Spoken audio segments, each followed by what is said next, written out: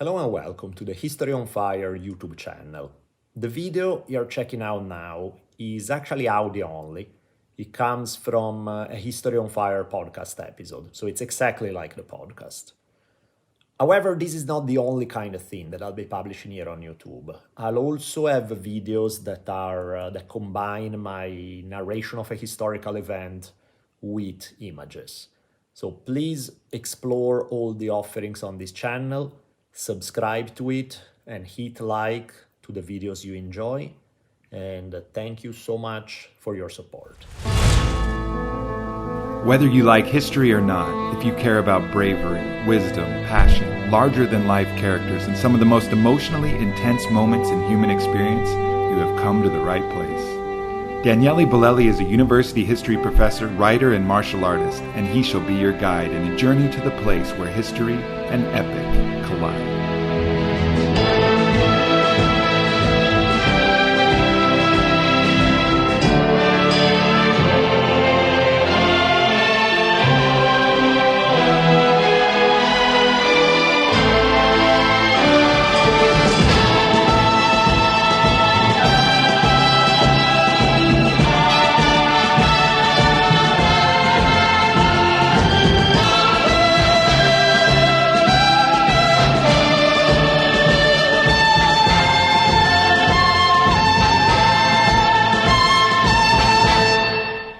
Let's go set history on fire.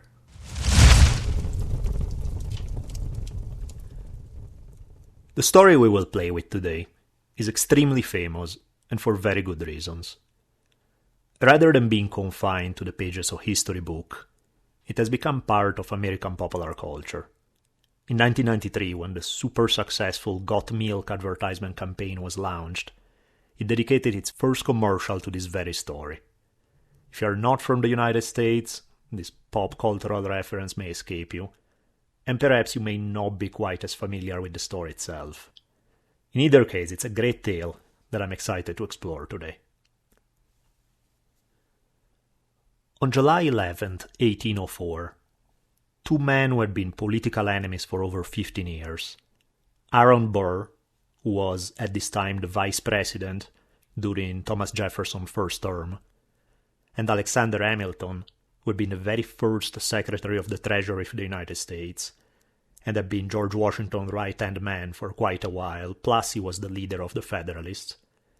These two politicians left Manhattan in separate boats in the early hours of the morning. They landed in New Jersey and met each other for a duel. They pulled out their pistols and shot at each other. Now let's try this again until it really sinks in. These are two of the leading political figures in the United States of the day. They decided they were not content trading insults and trying to slam each other's policies. It's normal in politics. But they met in a formal duel, drew their guns, and fired with life-changing results for both of them. We're so used to people in politics saying the nastiest things about each other with impunity. We're used to presidential debates where they tear each other to shreds, and then they shake hands and smile. So to me it's sobering to remember that it wasn't always so. In a not-so-distant past, war could lead to very tangible actions. Insults to one's honor could and did lead to individuals sometimes deciding that unless an apology was forthcoming, then the time for wars was over, and the time for guns was at hand. The Burr-Hamilton duel, in fact, was far from the only case of political fights abandoning the reign of metaphors and turning literally into fights. Duels in the United States in the 1700s and 1800s had become a way to test political opponents. Most of the time they weren't lethal. People died in less than 20% of duels. But if somebody backed away from a challenge, they would be forever considered a coward, and their public reputation would be ruined. Duels, for the most part, were about proving a man's willingness to die for his beliefs. So if you'd allow me a brief tangent, let's look at some examples. First and foremost, the 7th President of the United States, Andrew Jackson. Jackson was in a record of 13 duels. In 1806, before the height of his political career, Jackson got into a duel with a certain Charles Dickinson. Dickinson had accused Jackson of cheating over a bet on horse races between his father-in-law and Jackson. He had also insulted his wife, which was probably not a good idea considering Jackson's temperament. Since dueling was illegal in Tennessee, they crossed the border into Kentucky. Now, Dickinson was an expert marksman, and he drew first and shot Jackson. He had aimed for the heart, but the sideways stance meant it was pretty hard to hit the heart, so he narrowly missed it and ended up breaking Jackson's ribs. Many were amazed that Jackson could stand and shoot back.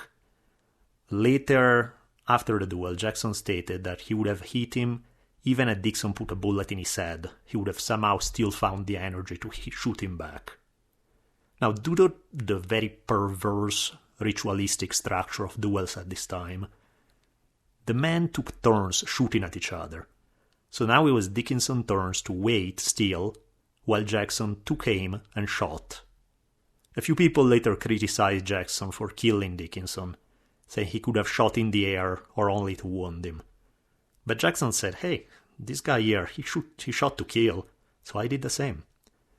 So Dixon died, and Jackson survived, carrying a bullet in his chest for the rest of his life as a result of it, somehow still able to kill his opponent despite this. Here is the case of another American president, this time Abraham Lincoln. He accepted a challenge once by a certain James Shields, who was to become a U.S. senator later on. Lincoln didn't trust his chances with guns, so he challenged to using broadswords while standing on opposite sides of a really small stream.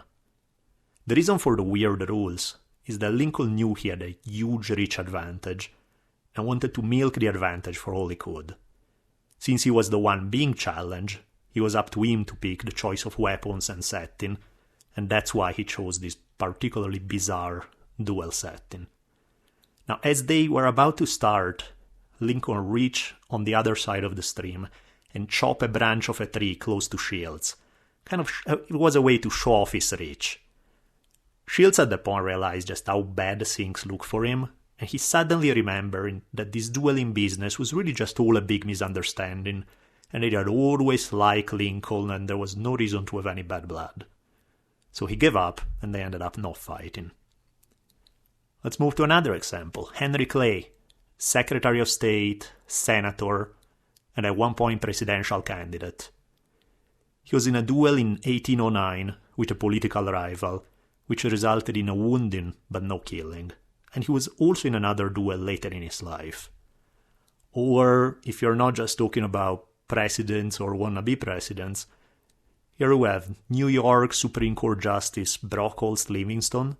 He killed a man in a duel over politics just a few years before becoming a judge.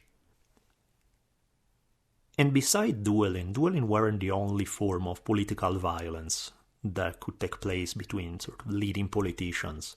One of the most famous cases in American history goes back to 1856, when in the midst of a vicious debate about slavery that was raging through the country, Senator Charles Sumner gave an extremely harsh speech against slavery and against the authors of a pro-slavery bill, Senator Stephen Douglas and Andrew Butler. Butler's cousin was a man by the name of Preston Brooks, who really didn't take this too well, and he considered challenging Sumner to a duel, but according to the rules of the time, duels were for gentlemen of equal social standing, and he considered Sumner not worthy of this honor.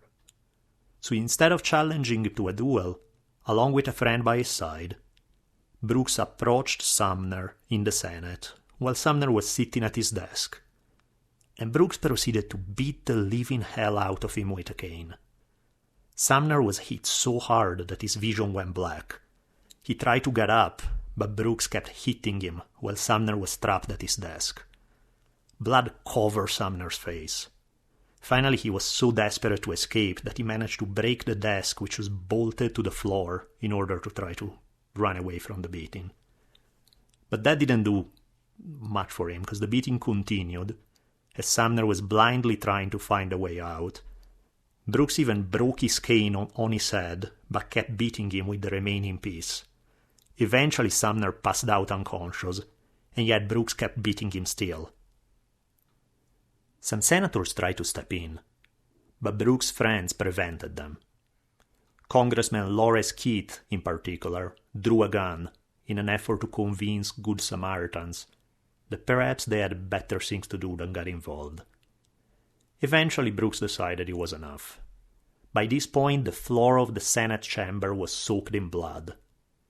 Southern representatives made rings out of the pieces of the cane that were left on the floor and attached them to their neck chains to be worn in solidarity with the beating. Brooks was actually quite happy with the idea that his cane was treated like a sacred relic, and in the days to come many people in the South sent him new canes, some with inscriptions "Hit him again," just to make sure he wasn't running out of the necessary tools to carry out the job. Sumner survived, but he ended up with PTSD, brain trauma, and chronic pain. The point of this whole long detour is to show you that our duel, the duel that we'll be looking at for the rest of the episode, is far from the only episode of political violence pitting against each other two high-level politicians in the 1800s. The duel itself is easily summed up. Two men met, they both fired, one fell down, one went home to have breakfast. But to fully appreciate what was going on, we really need to look at everything at the roots of the duel. So it's time to introduce our main historical actors. Alexander Hamilton was born in the mid-1750s. There's some disagreement there whether he was born on January 11, 1755 or 1757. Incidentally, for those of you guys who are keeping tabs, that's my birthday. Well, not the year, but the day, yes. January 11th is it. He was born on a Caribbean island in the British West Indies. His father was a Scotsman, and his mom was a French woman whose main claim to fame was a reputation for an impressive degree of sexual promiscuity. Today would hardly raise an eyebrow for a woman to enjoy sex with several lovers over the years. Pretty much the norm in the Western world for women to have boyfriends. But back in the mid-1700s European world, a woman with such a reputation was considered not too different from a prostitute. The mom's former husband at one point had her jailed for, I quote, whoring with everyone. She was divorced from her first husband and never legally married Alexander's father when Alexander was born. In other words, Alexander Hamilton was born a bastard, and as such he was at the bottom of the social order, was not allowed to attend schools run by the Church of England, and he was looked down by people of the upper classes in multiple ways. This is clearly a very unlikely background for a guy who was going to become one of the founding fathers of the United States. Most founding fathers were wealthy, upper-class people. Hamilton was an outcast. Some of his political rivals, later in life, regularly insulted him about his origins. President John Adams, a man Hamilton hated even though they belonged to the same political faction, reciprocated the contempt and referred to Hamilton as a bastard brat of a Scotch peddler. And when Hamilton ended up at the height of his power, Thomas Jefferson remarked, "It's monstrous that this country should be ruled by a foreign bastard." And if things were bad enough for him when he was born, they were about to get a lot worse. When he was 10 years old, his father left the family, and his mother died just 4 years later. In his writings, he sometimes mentioned his father in affectionate terms, but he never had a single positive mention of his mother. So after both parents died and he remained as an orphan, he was sent to live with a cousin. But Hamilton's luck was basically the equivalent of Murphy's Law. So within a few months, his cousin committed suicide. Some people say that he shot himself, some people say stabbing. The historical record is unclear, but the reality remained the same.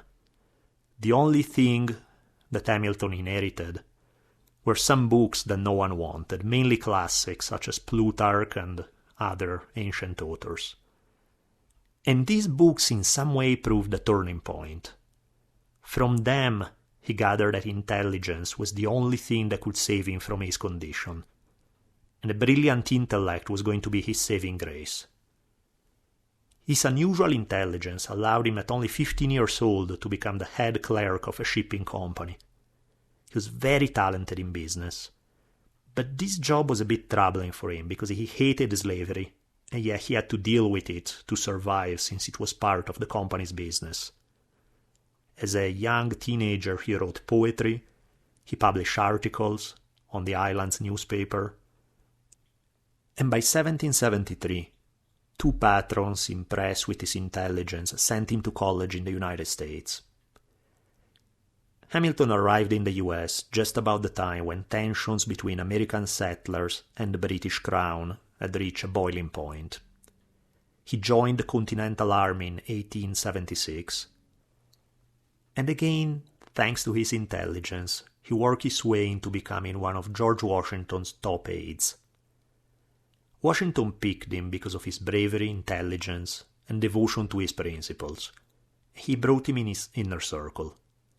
This is where his luck changed, and Washington's choice to bring him in among his close confidant was the foundation of Hamilton's future fame and political career. The experience in the army, seeing the army undersupplied and underfunded, made Hamilton mad against the weakness of Congress, and he began speaking out against it. What he wanted was to create a better system of government. His ideal of government was largely shaped by this very dark view of human nature that he fostered. He felt human beings are basically horrible, and the only way to ensure freedom is with a strong government and a system of laws preventing the natural human evil to be unleashed in a cycle of the strong preying on the weak. So, frustrated with the government of his time, he wrote to a friend, I quote, "I'm a stranger to this country.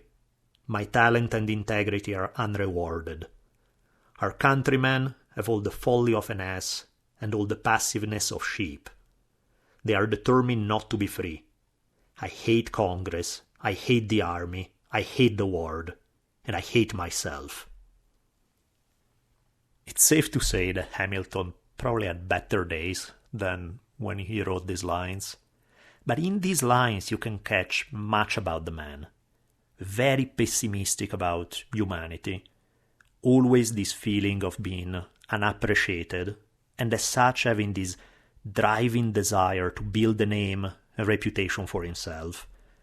And also a borderline manic-depressive state in the intensity of his feelings. It's common opinion that he was a genius, but it's also common opinion that he had major tragic flaws as a human being. The author Arnold Rogo referred to him as a flawed giant, two words perfectly applied here. Now, despite his not exactly cheerful disposition, Hamilton managed to marry a woman from a very rich family. Her name was Elizabeth Schuyler. Her father was a general in the Revolution.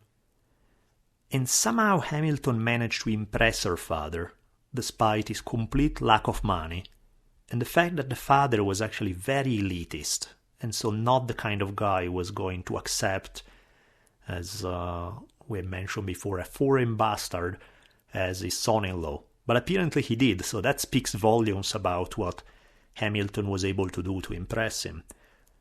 Largely this happened because everybody knew that George Washington had a soft spot for Hamilton, and that clearly went a long way. So this was one of the many doors that Washington opened for him. In not so indirect way, Washington's support led to this high-born lady accepting to share her bed with a bastard from the Caribbean and to have his kids. Hamilton led the first charge at Yorktown, so that speaks quite a bit about his bravery. In fact, many people commented about his almost insane, suicidal desire to gain honor despite possible consequences. So he just silenced his survival instinct, and he was the very first to reach the British lines. On that day, the stars were on his side. He survived the charge and gained even further reputation for bravery.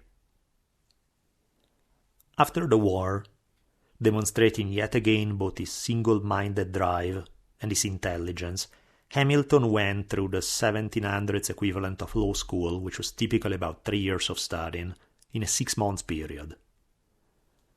Washington always cared for him and kept him under his wing. So it's in part thanks to Washington's patronage that Hamilton became part of the Constitutional Convention. Those among you who like the idea of state power may not be so fond of Hamilton, since he was one of the main voices pushing for a strong central government rather than separate states. Hamilton had wanted the presidency and the Senate to be roles that would be lifelong. He was kind of against checks and balances. He liked the idea of this strong central power, quasi-dictatorial in nature. Again, I quote from Hamilton just to give you a window into his thoughts. "I am not much attached to the majesty of the multitude. I consider them in general as very ill qualified to judge for themselves what government will best suit their peculiar situations." So, translating it in simpler language, basically Hamilton considered democracy a disease. He had no faith in citizen participation in government. And so it's not exactly a surprise that this type of comment, it's probably safe to say that this did not do wonders to endear him to some people. It's actually probably safe to say that most people didn't like him. They saw him as arrogant, they saw him as pushing this semi-dictatorial type of government. But the fact that Washington trusted him made other people respect him, regardless of his somewhat less than personable nature. Along with James Madison and John Jay, he wrote the Federalist Papers to argue for a strong central government, against the fears of people who were concerned that central government would be another oppressive regime, just like the one they just overthrew. So to the opposition saying that what he was proposing was an elitist kind of government, Hamilton replied, "Yes, we need an aristocracy to be running our government. An aristocracy of intelligence, integrity, and experience." So Hamilton had really no problems with the Republican criticism on concentration of wealth in the hands of the elite. He was a big friend of the wealthy and not exactly sympathetic to the masses. Regardless of whether you agree with his political ideals or not, Hamilton did play an important role in getting the Constitution ratified, and he was rewarded for his service by George Washington with the post of Secretary of the Treasury, which was clearly a very high office in the very first cabinet in the United States. Now, at the founding of the United States, the initial plan was to have no political parties. The goal was to just have individuals run as individual candidates, not as members of particular parties. The reason being was to avoid artificial factionalism and people voting for party loyalties rather than because they felt that a certain policy was truly the best idea. Which sound great, because even today you see people who they would vote one thing or its exact opposite. It all depends on who are the other guys supporting it. If somebody supported, they'll vote the opposite, even though it may be what they want. It's very bizarre, the whole system in the US. And for that matter, not just in the US, in many parts of the world, the same thing happened. In any case, regardless of the original intention, the quickly alliances developed, and these alliances also quickly gave way to formal political parties. Now, the name of the parties have little connection with modern political philosophies of respective parties. One of the main parties, in fact, was referred to sometimes as the Democratic Republicans, or in some cases just the Republicans. They were seen as more the People's Party. However, their leaders were just as rich and just as the elite of society as the leaders of the Federalists were seen as the more kind of upper-class type of party. In his role as Washington's right-hand man, Hamilton made a deal with Jefferson. He gave him support to the idea of moving the capital away from New York, which was the first capital, and it's something that Jefferson wanted, to move away from New York, in exchange for the federal government assuming state debts. Why was this important? Because this idea of the federal government taking the debts accrued by the states, ended up giving more power to the federal government, which is something that Hamilton wanted. In terms of his personal life, by this time, Hamilton had 5 kids with his wife. By the time he's done, he'll have 8 overall. Now, despite partially shaping the destiny of the United States and impregnating his wife every other minute, Hamilton apparently still had some spare energy, so he ended up having an affair with a Maria Reynolds. Hamilton was known as a womanizer. Martha Washington had nicknamed their cat, who was notorious for chasing every female cat around. She had called him Hamilton. Many rumors suggest that Hamilton had an affair with his sister-in-law and with several other women. Now, this Maria Reynolds is important because she had visited Hamilton's house when the kids and his wife were gone, and she told him a sob story about how her husband had run off with another woman and left her penniless, so she asked for his help. Hamilton promptly went to visit her to bring her money, and quickly began an affair with her. Soon after this Maria Reynolds' husband wrote Hamilton, acting all mad that he found out about the affair, and he was all mad, but he would let it go if Hamilton would pay up. So Hamilton began paying extremely expensive bribes. At some point, it was half of Hamilton's yearly salary.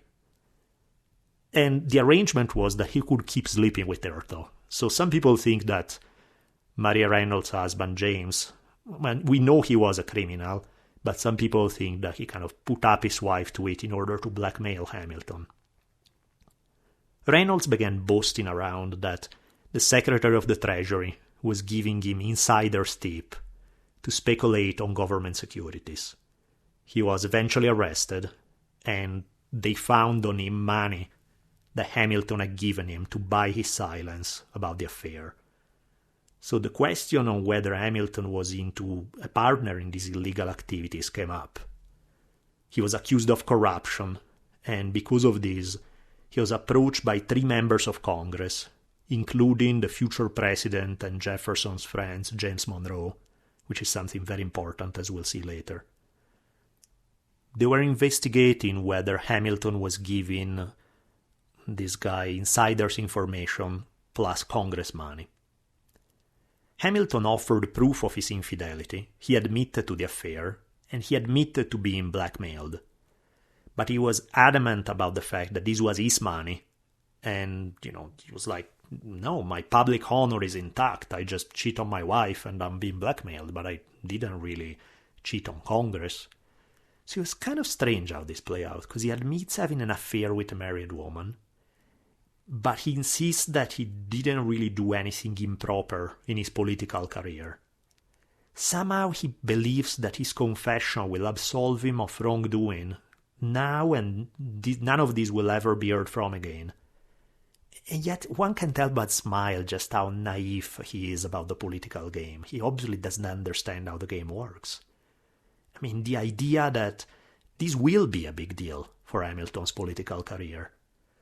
5 years later, the same story will be picked up in the press by a journalist accusing him of insiders trading. And this was the reason why it was picked up, because it was 5 years later, Hamilton was in a big rivalry with Jefferson, and Jefferson probably told some of his allies in the press to dig this up and use it against Hamilton. Hamilton's power had been growing under Washington. He had pushed adopting a national currency and create the ancestor of the Federal Reserve. So this push for strong central government made him several political enemies. Thomas Jefferson in particular saw Hamilton as a threat to individual liberty. Both Hamilton and Jefferson, were big on the idea of freedom, but they had radically different ideas about what freedom actually meant. One believed that freedom could only be guaranteed by a strong government. The other believed that freedom is guaranteed by having a weak government. So clearly they did not see eye to eye, and this brutal feud developed between the two. Both started slander campaigns in the press and so on and so forth. So Jefferson henchmen used the evidence of the Reynolds affair to tarnish Hamilton's reputation, just in case he decided to run for president. Just a good smear job there. And again, 5 years later, Hamilton confessed the affairs, this time in public, not just to this small congressional committee, and he admitted to, yes, I had an affair with this woman in order to shoot down the charge that he had essentially stolen government money to pay off the bribes. Jefferson supporters just couldn't believe their luck. Here was the Federalist leader openly doing an insane amount of damage to himself. He didn't think twice about causing immense pain to his wife to keep his reputation as a public official. He was so intent on protecting his public image that he thought nothing about his admitting to private infidelities, nor realizing that in politics the two are linked. You really can't separate the two very well. But he clearly wasn't up to this part of the game yet. He wasn't quite savvy on this. In any case, by 1796, after Washington stepped down as first president of the United States, Hamilton returned to practicing law. He was running kind of low on money, and despite the fact that the law practice clearly paid him handsomely, he was making some of his money back. Even when technically he was out of politics, Hamilton was still seen as the leader of the Federalists, now that Washington had stepped down. Just a couple of years later, when it looked like the United States was going to end up possibly in a war with France, Washington came out of retirement and nominated Hamilton his second in command for running the army, which is something that did wonders to rehabilitate Hamilton after the humiliation of the Reynolds affair. Even other Federalists didn't like Hamilton. John Adams, for example, the second president of the United States, really didn't like him. When John Adams was running for re-election in the year 1800, Hamilton wrote some pamphlets demolishing Adams' reputation. Adams considered Hamilton, I quote, a man utterly devoid of moral principle.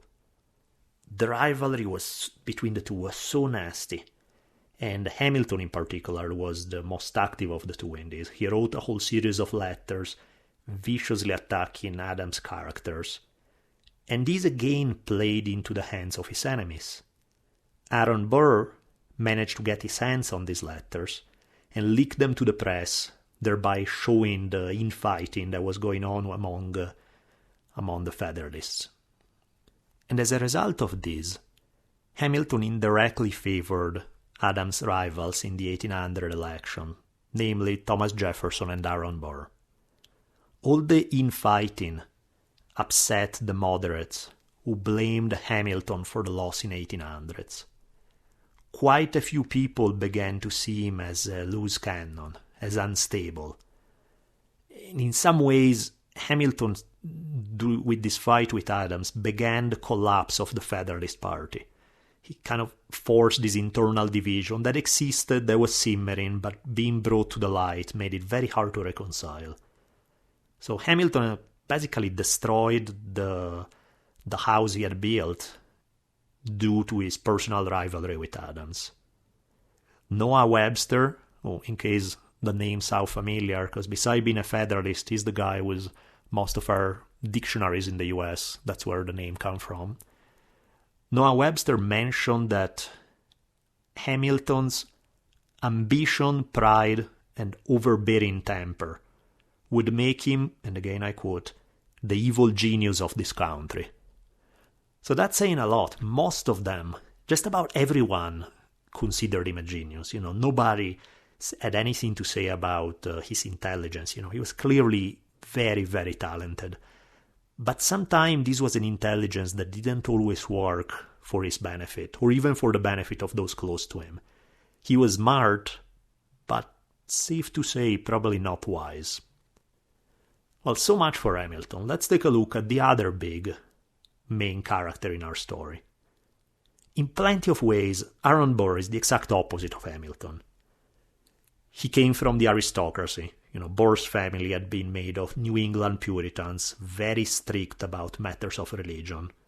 His ancestors had arrived in 1630, and his father had been a president of Princeton University. His grandfather was that Jonathan Edwards, who had been instrumental in shaping the Great Awakening of 1735. His cousin was president of Yale, so, we're not exactly talking about the bums on the street here, we're talking about the elite of the elite. Burr was really not interested in a lot of what his family was doing. Particularly, he had little space in his life for the severe gloominess of the Puritan worldview. He was much more interested in having a good time. He loved the philosopher Jeremy Bentham, who argued that morality should be based on what creates the most happiness for most people, and that the key goal in life is pleasure. To the sermons about hellfire and damnation, Burr preferred hunting, drinking, and women. And women definitely returned his attention, since Burr was known to be particularly charming. His wife died in 1794, and both before and after, Burr was known to have had many love stories, and according to many ladies, he had illegitimate kids with many of them. As vice president, as he will be starting in the year 1800, he had mistresses in at least 4 different towns. Clearly, Victorian morality was still a few decades away. And by the way, it makes you wonder where he found the energy. Seriously, mistresses in 4 different towns? Well, good for him, I guess. One of his early biographers remarked that it was, I quote, truly surprising how any individual could have become so eminent as a soldier, as a statesman, and as a professional man, who devoted so much time to the other sex as was devoted by Colonel Burr. For more than half a century of his life, they seemed to absorb his sole thoughts. His intrigues were without numbers. Part of the reason why women liked him a lot was that he was pro-women rights long before this was fashionable. He treated women very well and as actual people with something to say, rather than simple playthings designed exclusively to birth his kids, have sex with him, clean his house, and fix his food. He was very much one of the few Americans who were in favor of women's education. He had taught his daughter Theodosia personally, and as a result she was extremely well educated. When he had married, this was a rare case of a guy who actually loved his wife at a time when really marriages were not about love at all. He gave every opportunity to his daughter as if she were a son. And contrast this with Hamilton's vibe in a letter that here we see to his fiancée when he was still not married. I quote, "I am restrained by the experience I've had of human nature. Some of your sex possesses every requisite to delight and inspire friendship, but there are too few of this description. Do not, however, suppose that I entertain an ill opinion of your sex. I have a much worse one of my own." Again, it's not that difficult to see which guy you'd want to sit close to at a party. Burr very much enjoyed life. Hamilton had the reputation of a bit of a killjoy. But despite all these differences, they also had some similarities. Despite the upper-class background, Burr had had a rough childhood. First in 1757, his father had died of smallpox. His grandfather, the famous Jonathan Edwards, and his mom had been vaccinated, so they felt safe, right? You're vaccinated, so all is good, right? As it turns out, vaccines were not quite as effective as advertised, since both of them died of smallpox just a few months later. So like Hamilton, Burr had no parents from an early age. He enlisted in the army during the Revolution, just like Hamilton had done. In 1775, he had been under Benedict Arnold in attacking Quebec, and was next to General Montgomery when he was killed in this battle.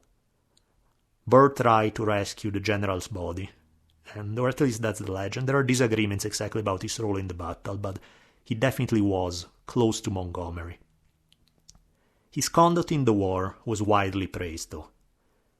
Despite this, he was, unlike Hamilton, he was not exactly on friendly terms with Washington. He didn't like him too much. After the war, both Burr and Hamilton moved to New York City, and they both became lawyers. This was at a time when there were very few lawyers in town, so as a result of this, they hanged out in the same circles. Burr even was the one who represented Maria Reynolds in her suit for divorce, which has led some historians to think that maybe he had an affair with her, which was yet another reason why Hamilton hated him. But this, of course, is complete speculation. We don't know. We do know that he represented Maria Reynolds. We do know that he was big on trying to seduce every woman with a pulse, but that's as far as we know. Burr's first open conflict with Hamilton took place in 1791. At that time, Hamilton badly needed as many senators to support his policies as possible, so he had tried to get his father-in-law to win the New York State Senate seat. His father-in-law made no mystery that he considered himself above common people. In many ways he was a traditional aristocrat. So not surprisingly, most people didn't like him.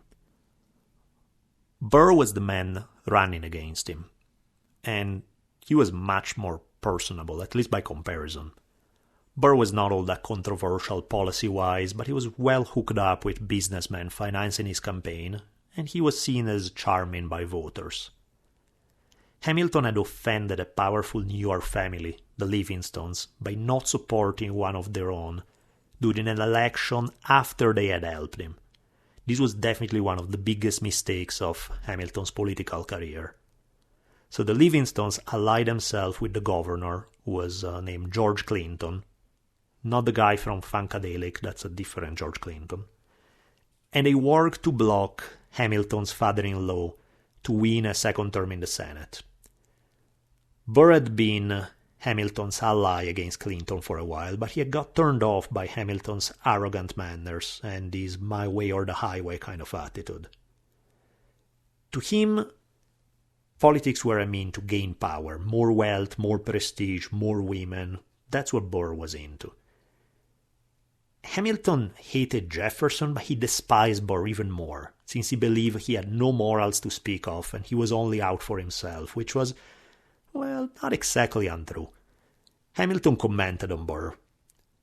"I take it he is for or against nothing, but as it suits his interest and ambition." And it is true that Burr really just wanted to become richer and more powerful. That's basically what it was about. Burr's reply to criticism of this kind, such as the one leveled by Hamilton, was, "Great souls have little use for small morals." Check that out again. Great souls have little use for small morals. Somehow I can't help but snicker at this. Makes me... Some other people have quoted him slightly different. Great souls do not worry themselves with little details, but you get the idea. Similar type of thing. In another occasion, Hamilton had said, "I feel it is a religious duty to oppose his career." Well, despite Hamilton's religious duty, Burr won anyway. So from this point on, Hamilton made it his life mission. Well, maybe not his life mission, but he made it one of his priorities to try to oppose Burr's career in any way possible. If this early match went to Burr, there will be two more going Hamilton's way. Round 2 of the Hamilton-Burr political rivalry was a big one, and it came with the presidential election of 1800. Burr ran with Jefferson on the Democratic-Republican ticket, against John Adams, who was the Federalist incumbent. The understanding between them was that if they won, Jefferson would become president and Burr vice president. As mentioned earlier, even though both Hamilton and Adams belonged to the Federalists, they hated each other. Hamilton was desperately trying to get a different Federalist candidate other than Adams to be elected, but all he achieved was create an internal fight among the Federalists and indirectly helping the Democratic Republicans. The Electoral College rules at the time gave each elector 2 votes for president, with the candidate receiving the second most votes becoming vice president. The Republican Party plan was to have 72 of their 73 electors vote for both Jefferson and Burr, and with one of them voting only for Jefferson, so Jefferson would get the presidency and Burr the vice presidency. However, someone clearly must have not gotten the memo, since Burr and Jefferson tied with 73 votes each. The United States Constitution stated that in the event of no candidate winning a majority, the election was moved to the House of Representatives, which was controlled by the Federalists. Even in the House of Representatives, the first result was a tie, and the tie continued for 5 days. There was a very real chance that Federalists may vote for Burr just out of spite for Jefferson, and thereby complicating things among Democratic Republicans. Hamilton hated Jefferson and opposed his political views passionately, but he hated Burr even more, so to the point that he even saw Jefferson as the lesser of 2 evils. Until the year 1800, Hamilton had been nice enough to Burr's face, even during the earlier political rivalry. They had worked together on a law case, their daughters were friendly to each other. Hamilton and Burr actually won a fraud case that won the biggest judgment awarded by an American court up until that time. And yet at this point, Hamilton dropped the mask and he threw his political weight to oppose Burr's shot at being president. Again I quote from Hamilton, "Burr loves nothing but himself, thinks of nothing but his own aggrandizement, and will be content with nothing short of permanent power in his hands." Some authors argue that Hamilton hated Burr because he was afraid that he could switch parties and become the new Federalist leader. Regardless of the reason, Hamilton convinced one congressman to switch vote so that Jefferson would become president and Burr vice president. There are some historians who question how big of a role Hamilton really played in preventing Burr from reaching the presidency, and instead some of these historians argue that Burr just played his cards very poorly. Burr could have tried to jockey for votes by lobbying with congressmen still on the fence, but he didn't. He didn't want open war with Jefferson. He said he was loyal to Jefferson, and yet he never said that if the Federalists voted for him, he would refuse to serve, as Jefferson had wanted him to do. So he didn't really do enough to avoid Jefferson's being mad at him, but he didn't do enough either to get votes. He just remained in New York without getting into the fray. Delaware's congressman, James Bayard, was disgusted with Burr's timidity, so he voted for Jefferson. Bayard said that Burr's lack of drive here, and I quote, "gives me but a humble opinion of the talents of an unprincipled man." Despite this possible success, depending on which historian you listen to, Hamilton's political career was going down the drain. Shortly thereafter, in 1801, Hamilton was humiliated when he couldn't get elected his sister-in-law husband to governor of New York. Hurting Burr in some way was the last thing in which he could flex his muscle and play a big political role. So here we saw Hamilton was able to influence the outcome of a presidential election, again at least if we listen to the historians who believe that he played this role, and at the same time demolishing his own party and much of what he stood for. This in some ways Hamilton wrestling with his own demons. Hamilton was clearly intolerant of opposing viewpoints. He was very determined, very sure of his conclusions, and quite vocal in expressing disagreement against other politicians. He completely lacked any type of diplomatic tact. Had he played poker, he would have been terrible, because he always wore his emotions on his sleeves. In an environment in which people took seriously their reputation and were ready to take offense in a heartbeat, Hamilton's trash-talking was almost guaranteed to create enemies for him. Historian Carl Walling writes, Hamilton, he was a great statesman and a terrible politician. He could not make himself speak what he thought was untrue. He was too honest, too candid. People could provoke him by attacking his honor in such a way that he became extraordinarily self-destructive. Hamilton in many ways is a tragic figure, because the love of honor, which is the source of his greatness, I would argue, is completely consistent with Greek tragedy, also the source of his downfall. Speaking of honor, pride, politics, and tragic consequences, a prime example of this will affect the Hamilton family shortly after the 1800 election. In 1801, Hamilton's eldest son, 19-year-old Philip, who was a recent graduate from Columbia College, got into a public confrontation with one of Thomas Jefferson's supporters, a Republican named George Eaker. Earlier in that year, Eaker had made a speech in which he said that Jefferson was the savior of the nation and that Hamilton would have been okay with violently overthrowing the government, which clearly was quite a serious charge.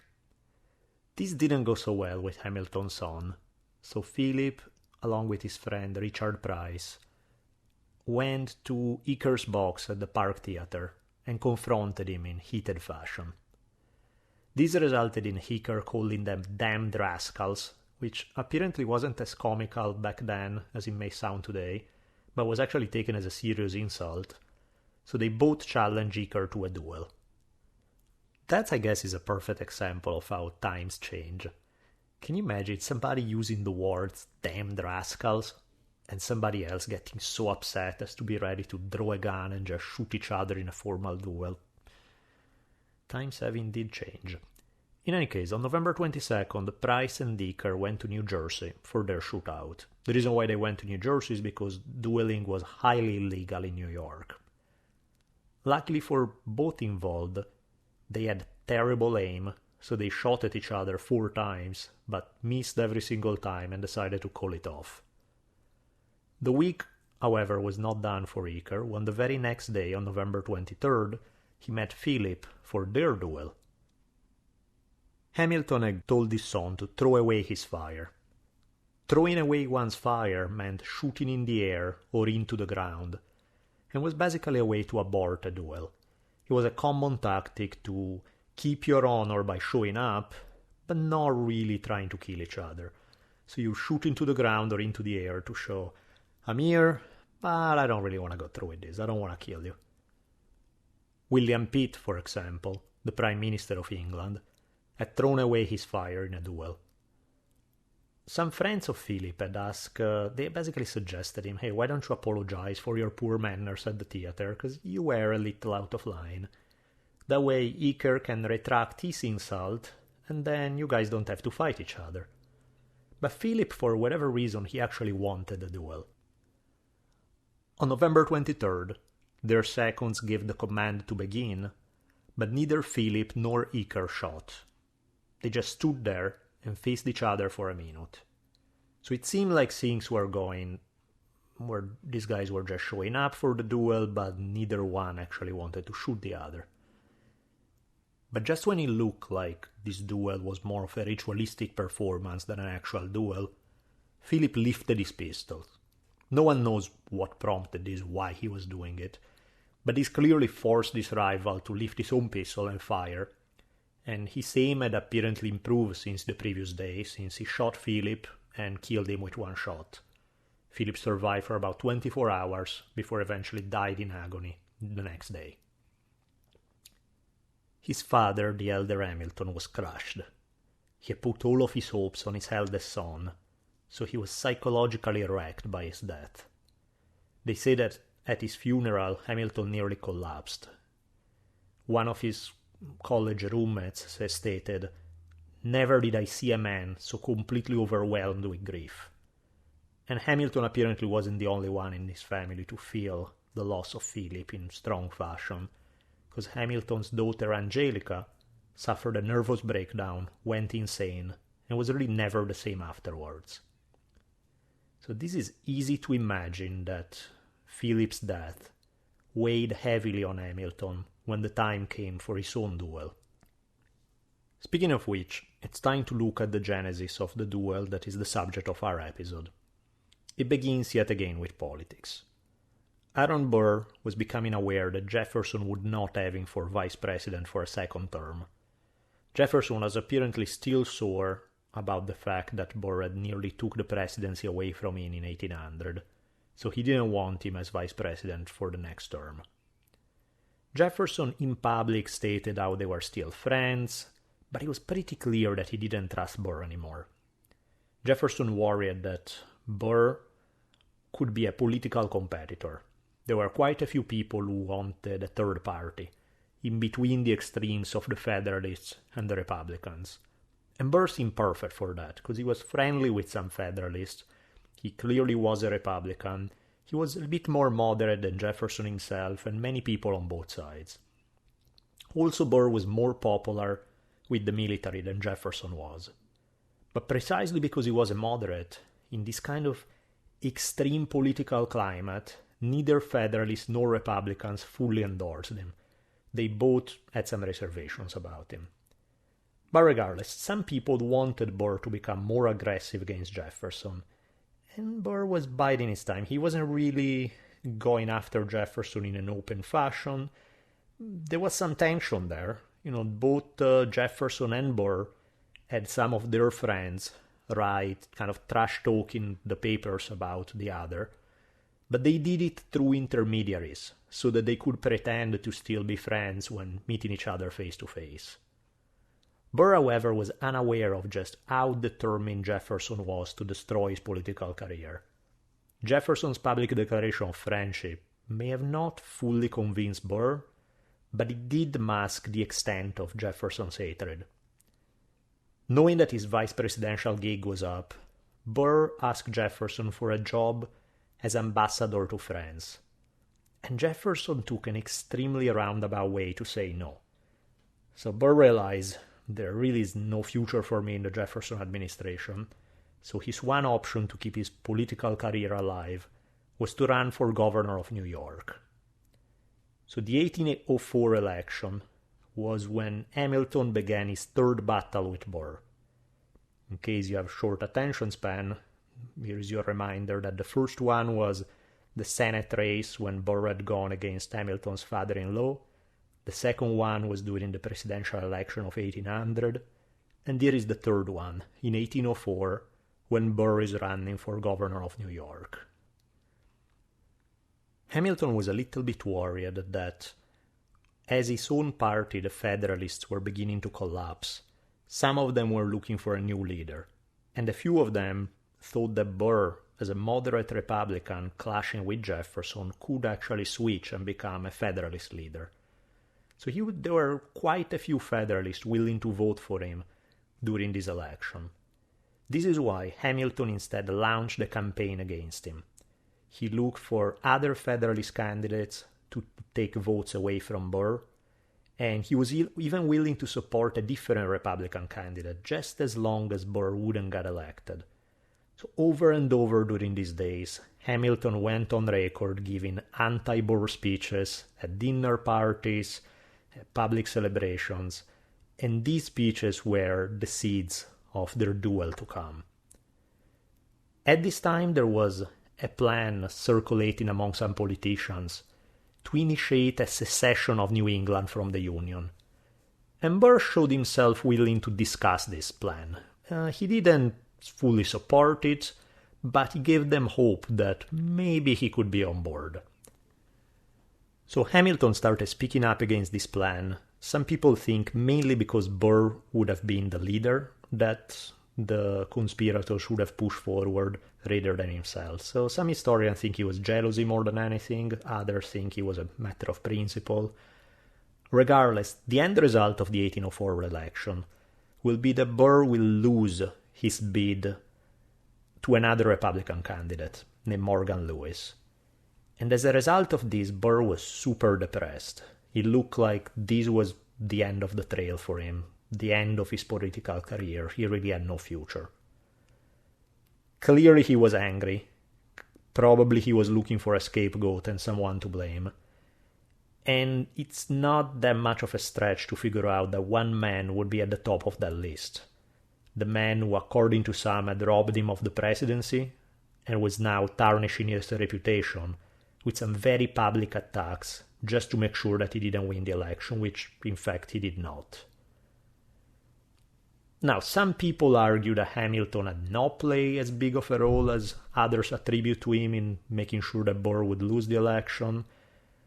Again, this is speculation because historians argue about these things all the time and there's no way to know for sure. But we do know that Burr was definitely in a bad mood and was looking for some kind of revenge. The seeds of the duel are found in a letter that was published in the Albany Register, indicating that a certain Dr. Cooper had heard Hamilton make very negative remarks against Burr, and he also stated that he could provide a, I quote, still more despicable opinion, which Hamilton had expressed toward Burr. A Burr supporter, a lawyer named William Van Ness, on June 18, 1804, arrived at Hamilton's law office with Burr's letter in hand. The letter, I'm gonna quote extensively, forgive the convoluted language, but that was just the way this guy spoke in the early 1800s. The letter, summed up, goes something like this.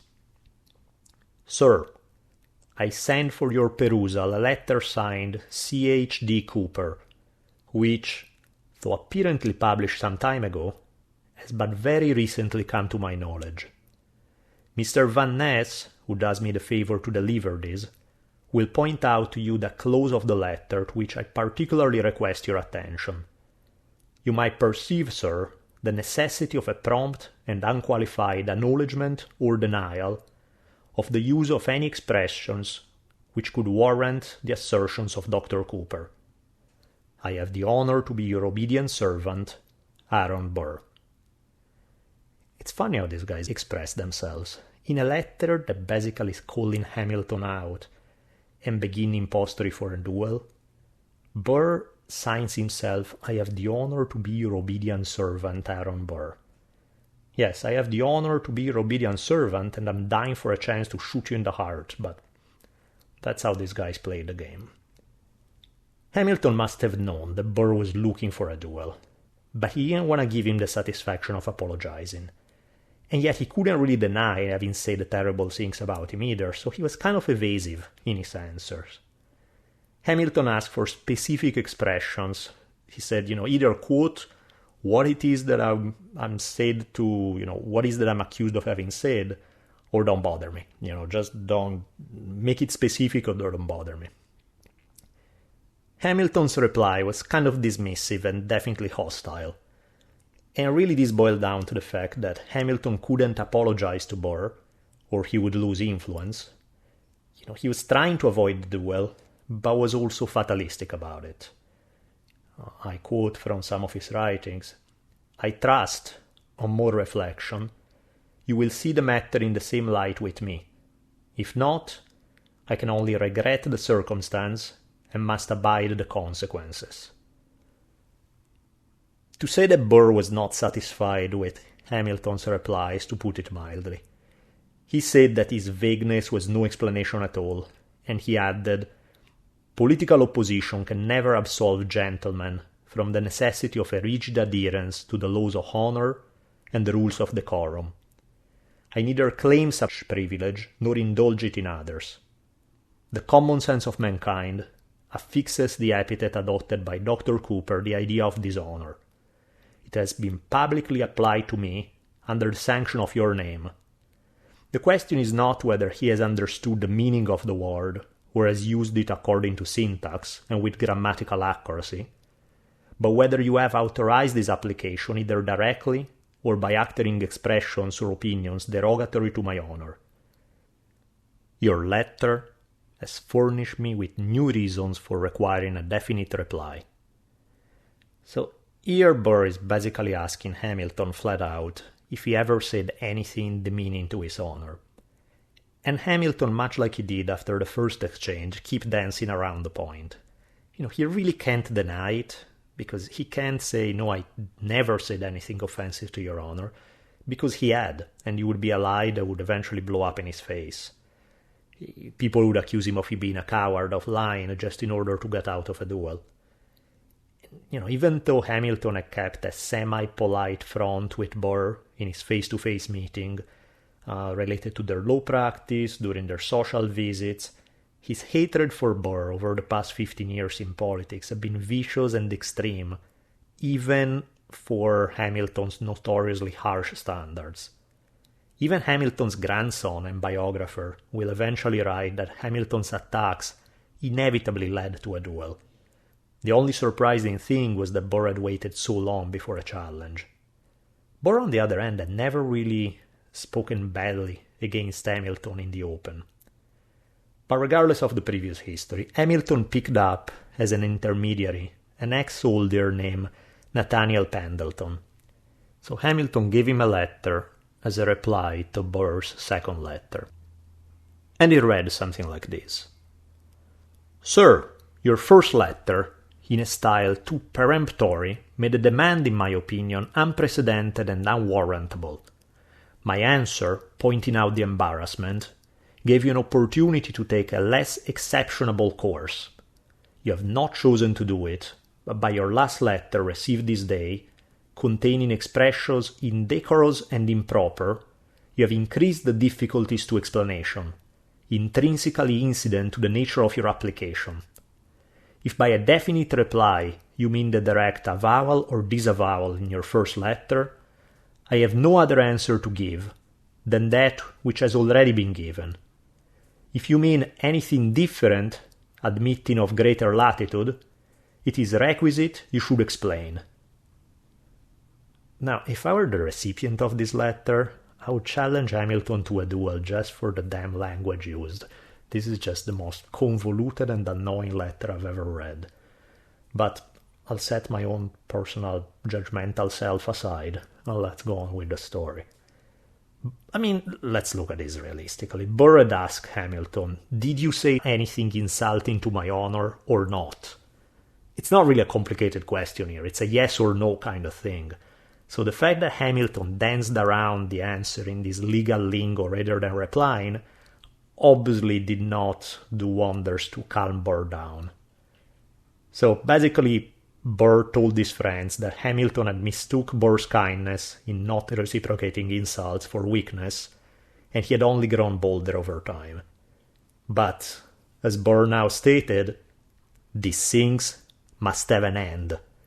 Now that's a language that's anything but ambiguous. It's pretty clear where Burr is going with this. So Burr issued an ultimatum, saying that Hamilton, either he would have to state he said nothing injurious to his honor, or the duel would be on. So Pendleton believed that Hamilton would actually do that, and Hamilton tried to come somewhat close to apologizing without actually doing it. The fact is he couldn't. There was no way he could do it without everybody looking down upon him as a liar, essentially, as having backed down from a challenge. So Burr did not accept these efforts, and he seemed very determined to have this duel, and Hamilton wasn't doing a whole lot to avoid it. So Burr sent Van Ness to issue a challenge to Pendleton, and now it was on. So in the days before the duel, Hamilton wrote a document explaining himself for posterity regarding this duel. This was entitled Statement on the Impending Duel with Aaron Burr. In this document he said that he didn't want the duel because of his, I quote, religious and moral principles. He stated that he never wanted to kill anyone, which was a little weird because he was not really all that religious, and he had killed in war. He had killed people in war prior to this. He had also challenged people to duels as late as 4 months earlier, and so this would be in self-defense. So really this statement doesn't make much sense, because he was clearly not against dueling, he was not against killing people, and his religiosity didn't really seem all that developed, so it's a strange kind of statement, but let's see, we'll worry later about what it may mean. In more believable fashion, he stated that he didn't want this duel because of concern for his wife and kids, and he wanted to make sure that he could pay back some of his creditors. He also stated he didn't want to kill Aaron Burr, that their rivalry had been purely political. But he felt that he had to step up or he would lose face.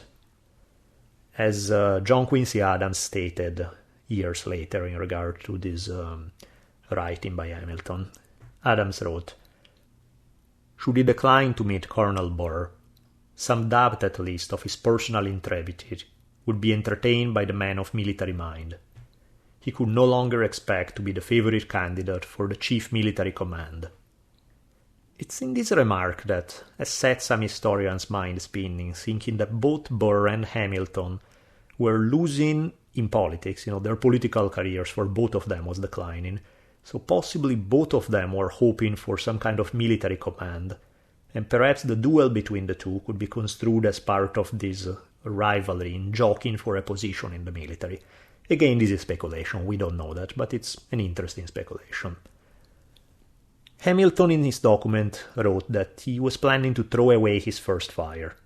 Again I quote, "I have resolved, if our interview is conducted in the usual manner," by the way, interview is the term that they use for duel, I have no idea why, but that's how they do it. "I have resolved, if our interview is conducted in the usual manner, and it pleases God to give me the opportunity, to reserve and throw away my first fire, and I have thoughts even of reserving my second fire." Some people think that this declaration that he would throw away his first fire was really an insurance policy, hoping that he would come back to haunt Burr if by any chance Burr was able to kill him. I mean, this document would never be published if he was to survive, it was really only if he was killed. So some people think that he was just in hope to ruin Burr's career even further in case Burr was victorious. Because this story is not quite weird enough yet, on July 4th, both Hamilton and Burr attended an annual dinner of the New York chapter of a society they both belonged to, which was named after Cincinnatus, a famous Roman general. They actually sat close to each other at the dinner. I mean, think about the weirdness of that situation. Here are two guys drinking and eating at the same table, and yet both knowing that they are, at that very moment, they are planning on meeting with guns drawn the next time they see each other, and that they are going to try to kill each other. During this occasion, Hamilton sang a song which was written by General James Wolfe before getting killed while attacking Quebec in 1759. And the lyrics are quite haunting, so I'm going to quote some of them. "Why, soldiers, why should we be melancholy, boys? Why, soldiers, why, whose business it is to die?" And in a few lines later it say, "Damned fear, drink on, be jolly, boys. It's but in vain for soldiers to complain. Should next campaign send us to him who made us boys, we're free from pain. But should we remain, a bottle and a kind landlady cures all again." Considering the context in which this song was sung, this is really quite haunting. Now, Hamilton had quite a few duels before, but all of them resulted in no shootings. They were either called off at the last moment, or they showed up and fired, threw away the fire, that kind of thing. There was one that he had with James Monroe. Remember I told you that Monroe's role into the Maria Reynolds affair would prove important? Well, Hamilton was mad about the fact that he believed Monroe had leaked confidential information about his affair with Maria Reynolds. Plus, they were political rivals. Monroe didn't like him and believed that Hamilton had caused this recall as diplomat to France at a time when there was a purge of non-federalists from government jobs. So after some nasty words exchanged, Hamilton had challenged Monroe. Under the file's small word, Monroe had asked Aaron Burr to be his second, and Burr had convinced both men to call it off. Monroe had a reputation as an expert marksman, so Hamilton was only too happy to agree to call the duel off. But the fact that Burr was the guy helping this duel to be called off, kind of avoiding the whole thing, is bizarre considering that Burr himself now ends up in a duel with Hamilton. Burr also had his share of duels. he had a duel with John Barker Church, who was Hamilton's brother-in-law, over Church's accusation of Burr's corruption in 1799. Their duel had not been just purely ritualistic. Church had shot Burr, and his bullet had gone right through Burr's coat, but didn't quite hit him. After this, Church had apologized, admitting he had no proof for his allegations. Both Hamilton and Burr kept their plans for a duel secret and did not tell their families. Both of them wrote letters to be delivered to family members if they were to be killed. Hamilton to his wife, and Burr to his son-in-law and to his daughter. Burr's relationship with his daughter is interesting. She was probably the person he loved the most in all of his life. But again, let's not get lost in sentimentality and let's get back to this manly business. So shortly after dawn on July 11th, Burr and Hamilton boarded separate boats in New York. They crossed the Hudson River and they met at this prearranged dueling spot in New Jersey. This spot was notorious. Like, anybody who wanted to have a duel would go there. It was kind of like the ground for people from the New York area to go have their duels. This was incidentally the same spot where Hamilton's son Philip had died not so long ago. To make the whole thing even creepier, Hamilton decided to use the very same pistols that had been used in the duel in which Philip lost his life for his own duel this time. Now, either Hamilton was really the least superstitious man on earth, or he was suicidal or something, because really, there's something quite creepy about using the very same guns that have been used to kill your son. Nathaniel Pendleton, Hamilton's second, wrote the rules for the duel. The rules were something like this. Number 1. The parties will leave town tomorrow morning about 5 o'clock and meet at the place agreed on. The party arriving first shall wait for the other. Number 2. The weapons shall be pistols not exceeding 11 inches in the barrel, the distance 10 paces. Number 3. The choice of positions to be determined by lot. Number 4. The parties having taken their positions, one of the seconds to be determined by lot, after having ascertained that both parties are ready, shall loudly and distinctly give the word present. If one of the parties fires and the other one has not fired, the opposite second shall say 1, 2, 3, fire, and he shall then fire or lose his shot. A snap or flash is a fire. These were the official rules for their duel. Burr, his second, and a few others arrived at 6:30 a.m.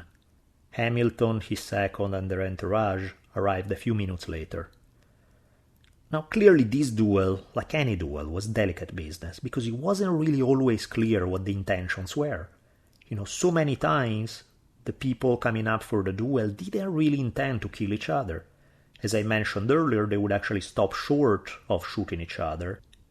And really these duels were more elaborate performances indicating one's willingness to die for one's honor, rather than actual efforts to kill one another. It was more like animals displaying aggression rather than fighting to the death. But obviously, just like it happens among animals trying to establish rank, sometimes the display goes further than intended and people do get killed. Here, Burr and Hamilton saw each other. They formally saluted. They measured a distance of 10 paces, which is roughly about 30 feet. And as mentioned earlier in regards to the rules of the duel, the seconds would ask them if they were ready, and if yes, they would answer present. After that, they could fire. Both of them adopted a sideways stance, since it offered as little target as possible, so obviously it made sense. In the version of the affairs later offered by Burr and by his second, Hamilton had made a big show of testing the aim of his pistol, adjusting his spectacles, and other actions that were clearly not the actions of a man who was about to shoot into the ground, but rather seemed to be the actions of a man who was trying to prepare to accurately hit a target. So once they were given the command, both men fired at right about the same time. Again, the later reports will be contradictory. They will state different things. But some reports indicated Hamilton fired in the air. But rather than the typical shooting straight up, which is what you do if you want to throw your fire away, he had shot in the close vicinity of Aaron Burr's head. If this, as Hamilton's people claimed, was Hamilton's way of throwing away his shot, he really didn't follow protocol, since he wasn't clear enough and Burr was not a mind reader. He could not know what Hamilton was trying to do. The bullet came much too close to him to be called the shot that was thrown away. Burr did not have any kind of ambiguity about this. He shot Hamilton in the gut, breaking his ribs and damaging his internal organs. Immediately Hamilton collapsed. Burr walked toward him without saying a word before being ushered away by his second. He went home and decided to have a giant, I have cheated death, so I'm going to taste every morsel of this kind of breakfast. In the meantime, they had left, both Hamilton and Burr had left this doctor by the name of David Hozak close to the rowers that had brought their boats to this place, just a distance away. So he would later say that he was not directly involved with the duel. But once Hamilton fell down, they immediately called the doctor. The doctor arrived and noticed that Hamilton was not breathing. So they took him to the boat. He seemed like he was already dead. But once they took him to the boat, he woke up, started breathing again, and kind of came back to. So Hozak's account states that Hamilton told him that his gun was still loaded, to be careful, and that, everybody, he wanted to, with his dying breath, he was trying to make a point that he did not fire, he did not want to fire. Well, then again, that wasn't exactly true, because he did fire. So whether this was a lie or whether his firing was by accident, hard to tell. But that's what he said. When Burr later learned of this idea that Hamilton had intended not to fire and stated this, his comment was laconic and to the point. He said, "Contemptible if true."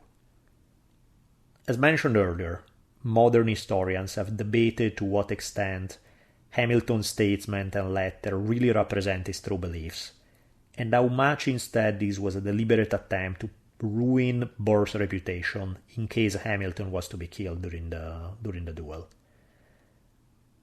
Burr himself said this much. He said that Hamilton's declaration that he was going to throw his fire away was just pure hypocrisy set up to put him in a bad light for winning the duel. If Hamilton's intentions were ambiguous, not so with Burr, since he had stated in very clear terms that he planned to kill Hamilton. Regardless of the intentions, Hamilton was taken to the house of a friend of his, William Bayard. Hamilton asked for Benjamin Moore, who was the Episcopal Bishop of New York. Hamilton, as we said, he wasn't the most religious guy in the world, but he still was religious, and he wanted communion. Moore, however, said no, since he was wounded in a duel, he was never a member of the Episcopal Church, so he's like, why should I give you communion? But eventually, after they negotiate a little bit, he agreed to do it. Hamilton managed to survive for over a day in agonizing pain, with all of his family surrounding him. And think about that for a second. None of his family even knew that Hamilton was going to participate in a duel. See? So imagine getting that message where somebody come knock on your door, say, oh, remember your husband or father, depending on which member of the family may be. Well, turns out he was in a duel this morning and he's dying right now, so wanna come by to see him? That would sort of jolt your day right there. Hamilton eventually died at 2 p.m. on July 12.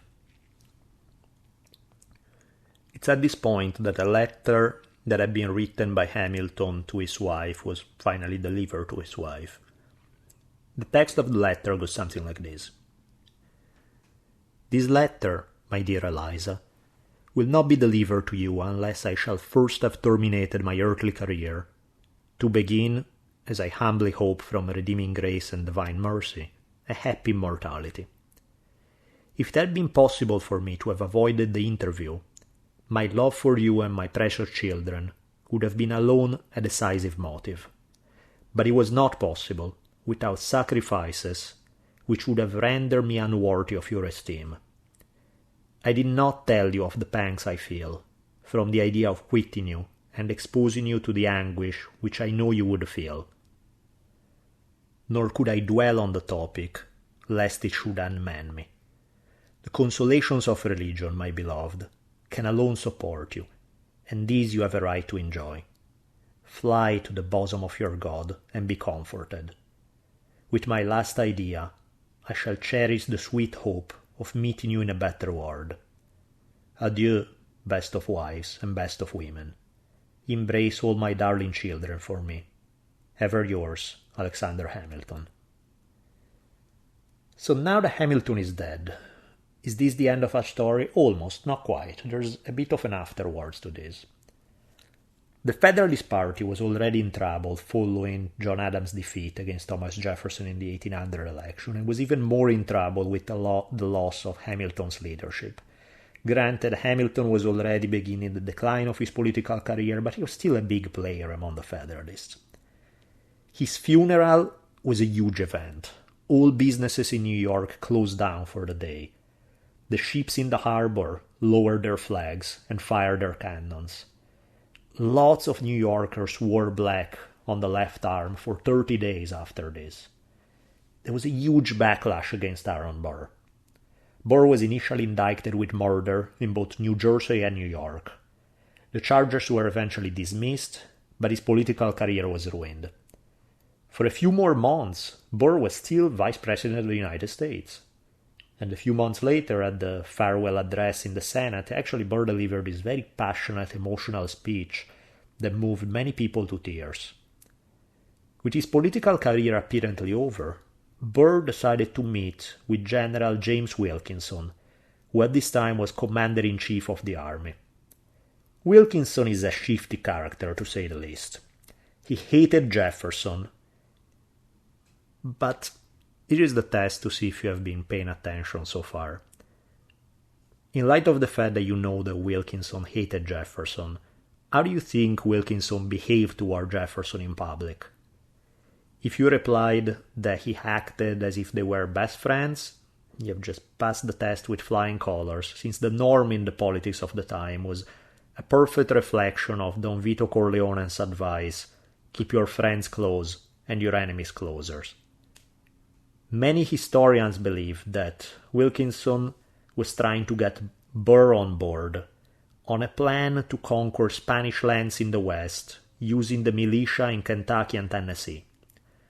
Burr could act as the political leader, while Wilkinson would be the military leader. To make things even messier, Wilkinson was suspected to be an agent for the Spaniards, and it turns out it was actually true, but he was actually double-crossing them. So here you could have, Burr as Vice President of the US, Colonel in the American Revolution, Victor, and if the plan was to come through, he would become this victorious commander over the Spanish army in Texas. He could then appeal to the Mexicans as a liberator from Spain. And maybe the territory of Louisiana, where there was a lot of unhappiness with Jefferson politics, would succeed as well. And some people suggest, not unreasonably, that Burr may have thought that the conquest of Mexico would have triggered the New England secession that we have mentioned earlier, which in turn would have left Jefferson with very little, without New England, without Louisiana, without the West that Burr was going to conquer. The timing was actually pretty good. Just a few years later, Mexico will indeed begin a revolution to gain independence from Spain. So Burr started making an overture to the British, trying to get their help for this plan. In the Western Territories, the killing of Hamilton had actually earned Burr some sympathy points, since in the West most people didn't like Hamilton very much. Hamilton had pushed for the National Bank and some of the associated land speculative practices, and so most Westerners were not big fans. So people in the West like Burr. Andrew Jackson, for example, will later end up becoming President of the United States, was ready to raise troops to go against the Spaniard, so he likely would have been on board with Burr's plans. In the meantime, however, General Wilkinson had been appointed territorial governor, and this was making him lots of money. So by the time from their first meeting, when he and Burr had met the first time, by now he kind of had changed his mind. He was not into this revolutionary plan as much because he had more to lose. On top of this, the death of Prime Minister Pitt made it very unlikely that Burr would be able to receive the British support that he craved. Burr still managed to raise about 1,000 men, but without British support, Wilkinson decided that the odds were not so good, and getting paid by the Spaniards and staying on Jefferson's good side was a much better bet for him. So he betrayed the plan to Jefferson and arrested some of Burr's men. Which is funny when you think about it, because Wilkinson is the guy who started the whole plan, but now he's acting all indignant of like, these crazy men are trying to do this terrible thing, and he's denouncing them to Jefferson. Burr himself was arrested, and he was brought to trial for treason, which is quite serious business. Jefferson made no mystery about the fact that he wanted to see Burr hang. Lucky for Burr, Chief Justice John Marshall, who was Jefferson's enemy, was in charge of the case.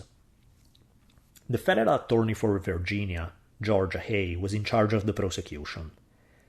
Hay was a true Jefferson loyalist who had once hit a journalist on the head with a stick for suggesting that Jefferson had kids with a slave woman. In the meantime, in this political carousel that will be the trial, Andrew Jackson went around giving pro-Burr speeches and preaching against Jefferson. The grand jury was all formed with just about every member of the grand jury was a supporter of Thomas Jefferson, so the political element of this trial was obvious. But Marshall let Burr challenge and disqualify most of them. So it was basically this contest between Jefferson and Marshall, with Burr being the pawn in between them. One thing that hurt the prosecution was the fact that the main witness, General Wilkinson, was not there at the start of the trial. So Marshall actually allowed Burr to subpoena Jefferson to show up and for the case. Now Jefferson said, I'm going to release all documents pertaining to this, but I have matters of national security to attend to, so I can't show up. Wilkinson, however, arrived and gave a terrible performance on the stand.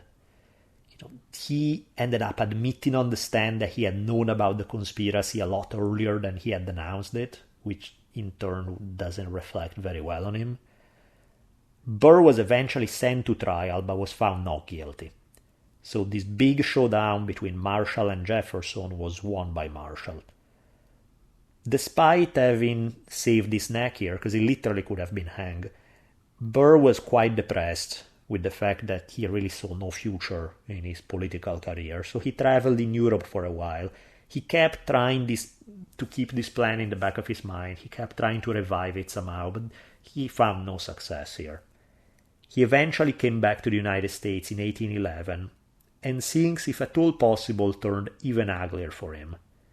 His young grandson died at that time. His daughter Theodosia, in mourning over the death of her son, decided to go to New York to see her father. So on December 30th, 1812, she boarded a vessel called the Patriot in Charleston. Well, the ship never arrived in New York. The rumors were that they were killed by pirates or they died in a shipwreck. Actually, these are not just rumors. These are the main two historical possibilities that have been pushed back and forth. We know that the ship never arrived, so really the options weren't too many. Either a shipwreck or a pirate attack. Both things seem quite possible considering the context of the time. Theodosia's husband died at 37 years old as a result of his heartbreak and losses over the death of his own son plus his wife. Burr decided to return to law practice and adopted a lot of kids. Some people say that some of these kids he adopted, maybe they were actually his own kids who had been illegitimate all this time.